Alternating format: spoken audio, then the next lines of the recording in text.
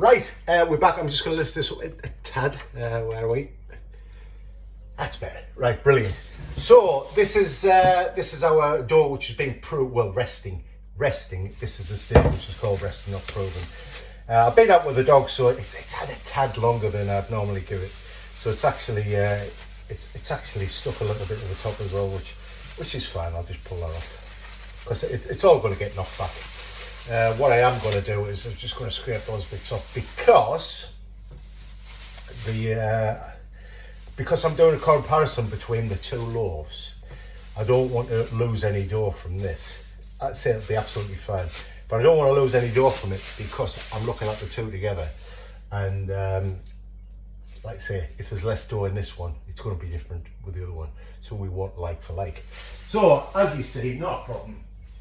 Sometimes what I do is I put a little bit of flour on the top to stop that sticking. I didn't do it on this occasion, but I've been out with the dog, so like I say, it's been slightly longer than it should have been, but it's fine. So what we're going to do is we're going to flour our top. The reason we're flouring our top is now we're coming to the shaping of the dough, and this is quite important for the end result, which is our loaf. So it's going in a loaf tin. So what we're going to do is we're going to get out the bowl to start with. So I'll try tipping it up. If it doesn't come out itself, I'm going to give it a little tease with just with this. It isn't actually coming out, but I'll give it a helping hand. I'll just tease it a touch with that, and there we're out. There we go, brilliant. So it's fairly clean. There's a few little scrapings in there. It's not anything that's going to make any difference. So shaping, why do we do this? This is important for your overall end result for your bread.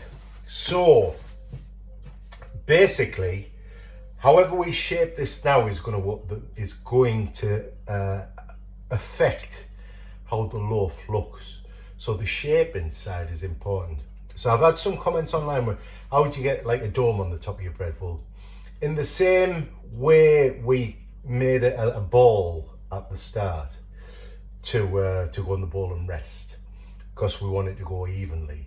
In the same way, in the shaping process, we still create some tension around the shape. So as we put it into its form shape, when it rises, when it proves, and then when it goes in the oven, it's going to keep the same overall shape, only get bigger. So if we get it right at the beginning, then the end result is going to be somewhere near right as well. So I just want to make sure, first of all, that this moves around. So roughly, I'm just going to kind of spread that out a little bit as is. So I just know it's moving. It's got a bit of a rough square shape. Just make sure that it is moving around there. So basically what I want to do is I've got my rough shape there. So it's a bit of a rectangle. And then all I want to do now is I'm going to get the sides and I'm going to pull the sides out and create, it's almost like a bit of a diamond shape, as you can see there. It's a bit of a, well, not diamond shape, triangle, but it's normally a bit of shape around there. So there's a bit of a triangle shape there. So what I'm going to do is I'm going to put me tin at the base. So as I say, it's gone even. We've degassed it, but I say degassed it. It's kind of, as I've manipulated out the bowl, the gas has gone out of it. So I pulled it to the side. Why have I done that? Because what I want to do is mark on the bread, either by eye, or you can do it this way. I want to mark on the bread what the width of the tin is. Then all I'm going to do is where that mark is, I'm going to take this and I'm going to fold it in kind of a shape where it's going to be tapered towards the top, keeping somewhere near the same shape as we've got now. So where that fold is there, I'm going to tip it, pull it over, and I'm going to fold it.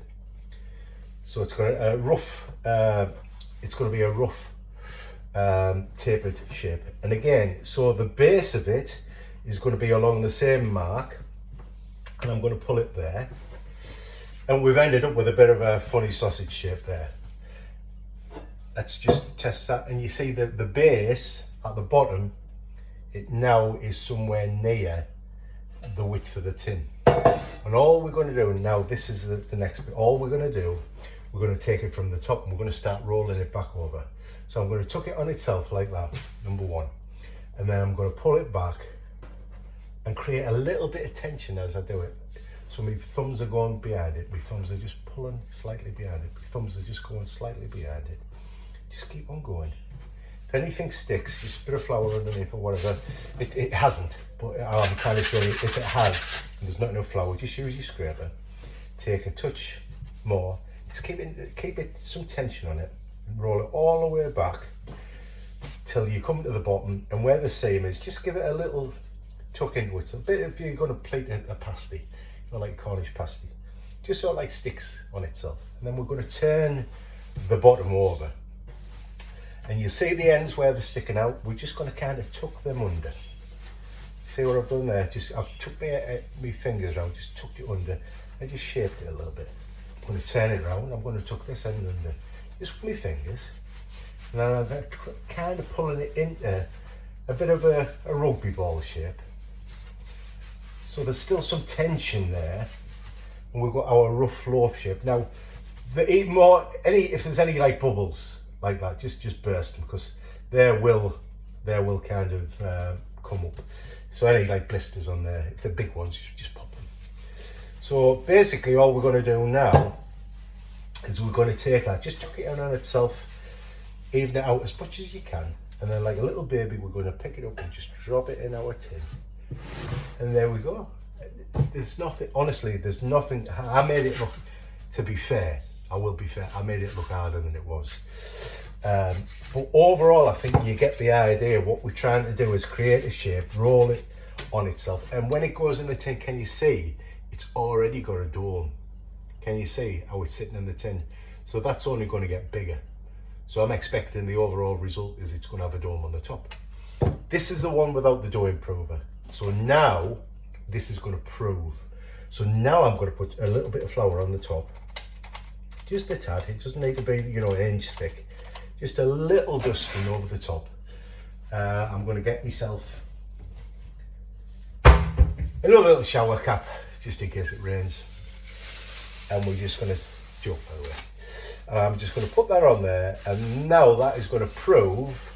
And the proving part, let me come on to this, why that is important. I'm studding up a dog biscuit. They're honestly, they're little hard lumps of like biscuit. They're getting you to fake, they don't have that.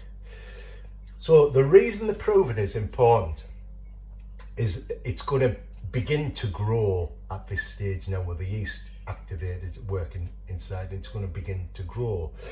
So, we're looking for, before it goes into the oven, it to inflate to a point where it doesn't overinflate and get too big, because basically what happens is it exhausts itself, because the yeast is working in the flour, in the dough, and it's feeding off everything, and it's producing gas, which is creating the air and making it light and airy.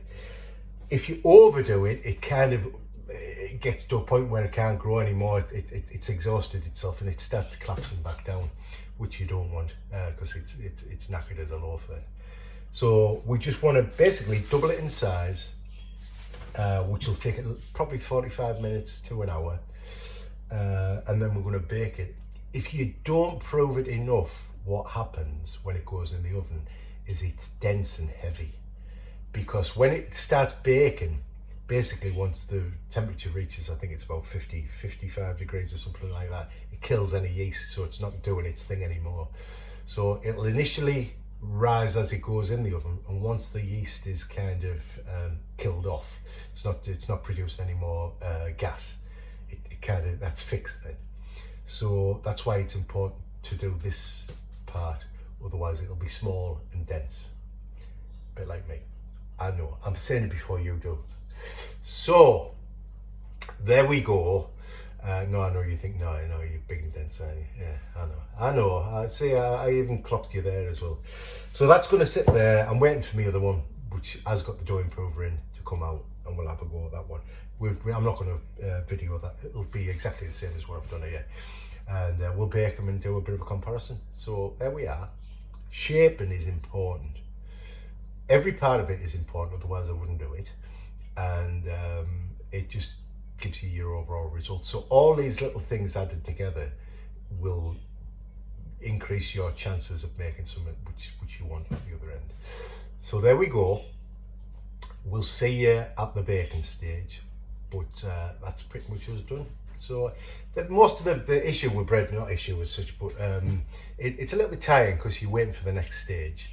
But as long as you've got, you know, a bit of time, it's doing it itself. You just facilitating it's sitting there and doing it and waiting for the next stage. So that's it. We'll see you soon at the baking stage. So and we'll explain what we do there. So bye for now.